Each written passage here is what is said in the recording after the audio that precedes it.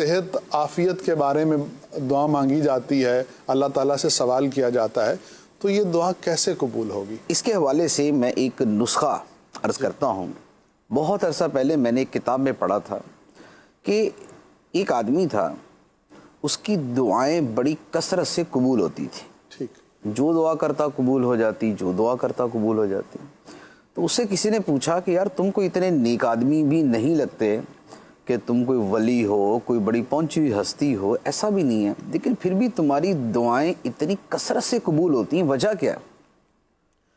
اس نے کہا کہ اس کی وجہ یہ ہے کہ میں جب اپنے گھر سے نکلتا ہوں تو مجھے جو بندہ نظر آتا ہے میں اس کے لیے دعا کرتا ہوں۔ سبحان اللہ، ٹھیک ہے۔ روڈ پہ چلتے ہوئے، گاڑی چلاتے ہوئے، بائک پہ، پیدل، خریداری کرتے، مجھے جو بندہ نظر آتا ہے میں اس کے لیے دعا کرتا ہوں، یا اللہ اس کا بھلا کر، یا اللہ اس کی خیر کر، یا اللہ اس کو عافیت دے، یا اللہ اس کے ساتھ اچھا معاملہ فرما۔ تو میں چونکہ کثرت کے ساتھ دوسروں کے لیے دعا کرتا ہوں، اس لیے اللہ تعالیٰ میری دعائیں قبول فرماتا ہے۔ بہت خوب مفتی صاحب، ماشاء تو اللہ۔ یہ ایک بڑا پیارا نسخہ ہے دعا کی قبولیت کا کہ دعا کی کثرت کی جائے اور دوسروں کے لیے دعا کی کثرت کی جائے۔ تو اب جیسے گھر سے نکلیں، اب وہ ٹھیلے والا ہے، وہ دکاندار ہے، وہ صفائی والا ہے، وہ رزق کی تلاش میں نکلنے والا ہے، اب سب کے لیے دعا کرتے جائیں، یا اللہ یہ جو رزق کمانے کے لیے نکلا ہے اس کو رزق حلال عطا فرما، جس کا روزگار چل رہا ہے یا اللہ اس کے رزق میں برکت عطا فرما، کوئی پریشان نظر آتا ہے کہ یا اللہ اس کی پریشانی دور کر دے، کوئی مریض سا نظر آیا تو کہ یا اللہ اس کو شفا عطا فرما دے، ہاسپٹل کے سامنے سے یا لیب کے سامنے سے گزرے تو یا اللہ جہاں یہاں جو مریض ہیں ان کو شفا عطا فرما۔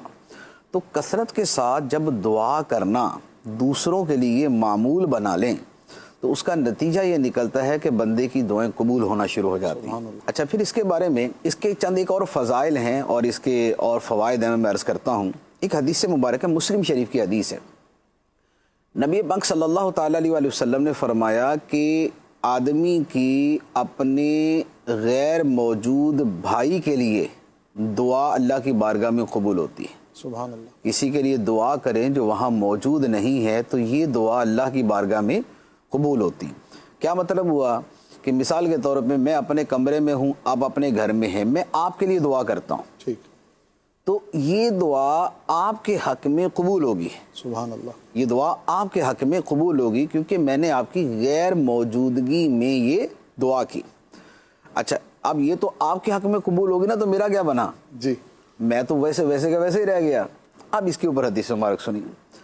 نبی پاک صلی اللہ تعالیٰ علیہ وسلم نے فرمایا کہ جب کوئی بندہ اپنے بھائی کے لیے اس کی غیر موجودگی میں دعا کرتا ہے تو ایک فرشتہ اس دعا کرنے والے کے سر کے قریب کھڑا ہوتا ہے، سبحان اللہ، سبحان اللہ۔ وہ اس کی دعا پہ آمین کہتا ہے، اللہ، ٹھیک، وہ اس کی دعا پہ آمین کہتا ہے اور ساتھ میں یہ کہتا ہے کہ تیرے لیے بھی ایسی ہی خوشخبری ہو۔ سبحان اللہ، سبحان اللہ، کیا خوب۔ گویا ہوا یہ کہ میں نے آپ کے لیے دعا کی تو فرشتے نے میرے لیے دعا کی، سبحان اللہ، سبحان اللہ، آپ کے حق میں میری دعا قبول، میرے حق میں فرشتے کی دعا قبول۔ بہت خوب۔ ٹھیک ہے۔ اچھا، پھر ایک اور حدیث مبارک ہے اسی کے اوپر، نبی پاک صلی اللہ تعالیٰ علیہ وسلم نے فرمایا کہ جب بندہ یوں دعا کرتا ہے نا اپنے بھائی کے لیے تو اللہ تعالیٰ اس بندے سے فرماتا ہے کہ شروع میں تم سے کروں گا، اللہ، اللہ، تم نے دعا اس کے لیے کی ہے لیکن شروع میں تم سے کروں گا، سبحان اللہ، جو سبحان تم نے اس کے لیے مانگا پہلے تجھے عطا کروں گا پھر اس کو عطا کروں گا۔ اللہ، اللہ، اللہ۔ تو اب آپ دیکھیں کہ یہ کس قدر خوبصورت اور زبردست قبولیت کا عمل ہے سبحان کہ ہم اپنی دعاؤں میں دوسروں کو شریک کر لیں اور دوسروں کے لیے دعا کرنا شروع کر دیں۔ سبحان اللہ۔ تو جو چیز آپ کو چاہیے نا آپ دوسرے کے لیے مانگنا شروع کر دیں،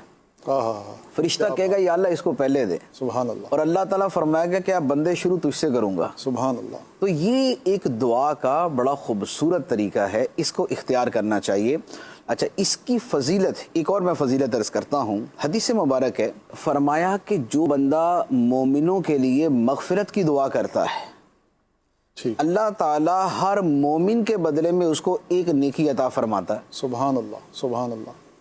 اب اس پر باقاعدہ علماء نے تحریر فرمایا کہ جو بندہ یہ دعا مانگے اللہم اغفر لی ولکل مؤمن و مؤمنہ، اے اللہ مجھے بھی بخش دے اور ہر مومن مرد و عورت کو بخش دے، ٹھیک، تو ہر ایک کے بدلے میں ایک نیکی ملے گی۔ ٹھیک، دنیا میں اس وقت جو مسلمان ہیں ان کی تعداد 1.5 ارب ہے. سبحان اللہ. اور ہر مومن تو یہ نہیں ہے، کیونکہ جو فوت ہو چکے وہ بھی تھے اور جو آئیں گے وہ بھی ہے. کیا بات ہے. تو یہ ایک دعا کہ اے اللہ مجھے بخش دے اور ہر مومن مسلمان مرد عورت کو بخش دے، اس ایک دعا سے اللہ تعالیٰ ہر ایک کی تعداد کے برابر نیکیاں عطا فرمائے گا.